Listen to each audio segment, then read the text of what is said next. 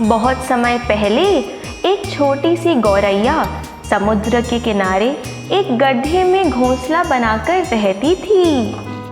एक दिन उस गौरैया ने 2 अंडे दिए। सुबह सुबह वो गौरैया दाना पानी चुगने अपने अंडों को अकेला छोड़कर निकल गई।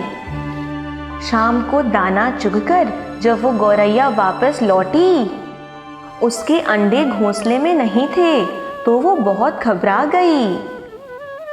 उसने आसपास खोजा पर उसे अंडे नहीं मिले।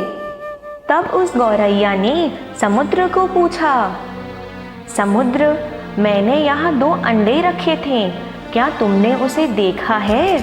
समुद्र इतराकर बोला, तेरे अंडों के बारे में मुझे कुछ नहीं पता। समुद्र के इठलाने पर गौरैया को अंदाजा हुआ कि उसके अंडे समुद्र ने ही लिए हैं।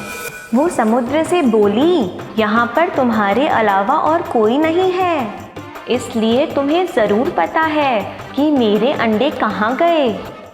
तुमने ही मेरे अंडे चुराए हैं, इसलिए तुम ही मेरे अंडे वापस करो। गौरैया की बातें सुनकर समुद्र हंस पड़ा और अहंकार पूर्वक बोला, मुझे क्या पता तुम्हारे अंडे कहाँ हैं, ढूंढ सकती हो तो खुद ढूंढो।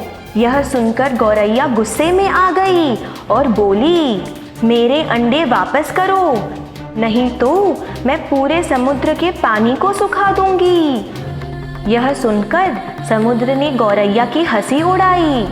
गौरैया गुस्से से समुद्र को एकटक देखने लगी। समुद्र की लहरें आती और जाती, लेकिन गौरैया उसे गुस्से से घूरती रहती। गौरैया गुस्से से बोली, समुद्र, तुम ऐसे नहीं मानोगे, अब मैं तुम्हारा पूरा पानी सुखा कर ही दम लूंगी।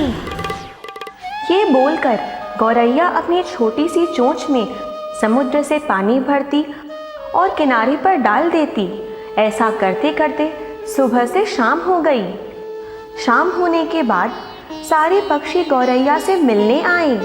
उन्होंने पूछा, गौरैया, आज तुम दाना चुगने क्यों नहीं आई?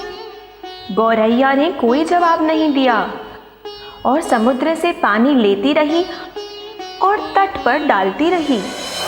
सारे पक्षी मिलकर बोले, गौरैया, हट मत करो, यह काम तुमसे नहीं हो पाएगा, समुद्र तो अनंत है। गौरैया ने उत्तर दिया, मैंने समुद्र के पानी को सुखाने का प्रण किया है, वो मैं करके ही रहूंगी। ऐसा करके मैं अपने अंडे वापस पा सकूंगी। अटल निश्चय के साथ गौरैया अपने कार्य में डटी रही। जब वो थकती तो थोड़ी देर रुक जाती और फिर समुद्र को सुखाने में लग जाती। ऐसा 3-4 दिन करने के बाद गौरैया धीरे धीरे अस्वस्थ होने लगी।